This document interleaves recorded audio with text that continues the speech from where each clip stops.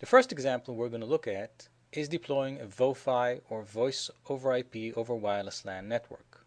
In this example, the IT manager of a hospital is faced with the challenge of the need to deploy seamless VoFi across the entire hospital campus.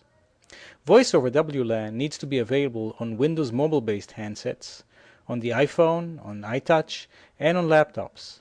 The question is the network ready, and can these devices handle the challenge? Let's look at what the IT manager did in this case. To define if the network is ready or not, a target service level agreement was set.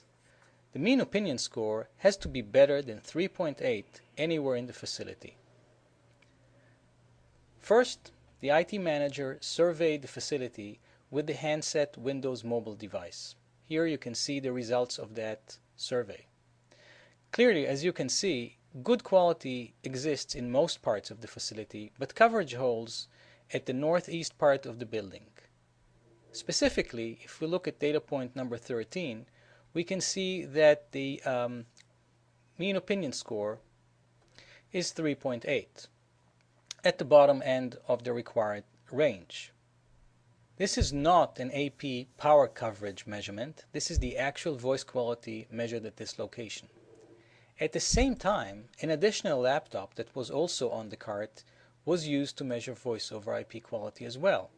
As we can see, the voice over IP quality measured for the Windows XP laptop is poor in many parts of the facility, and note that at this data point number 13, the MOS score is only 3.5, below the minimum service level agreement defined. Also, you can note as you look at the pop-up box that the channel being used by the Windows XP machine is channel 11, just to the left of the 3.519 value on the right side of the pop-up box.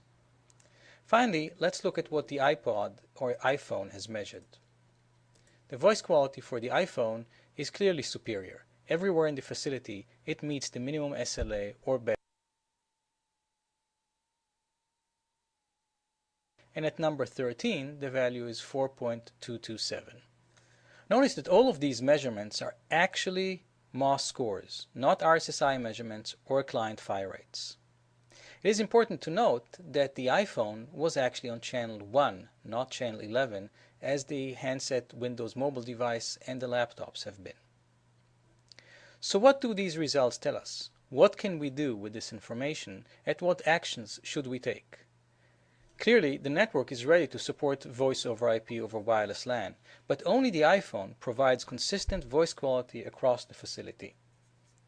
Setting the voice SSID and forcing the Windows mobile handset and laptops to use channel 1 will most likely allow them to also support voice across the facility.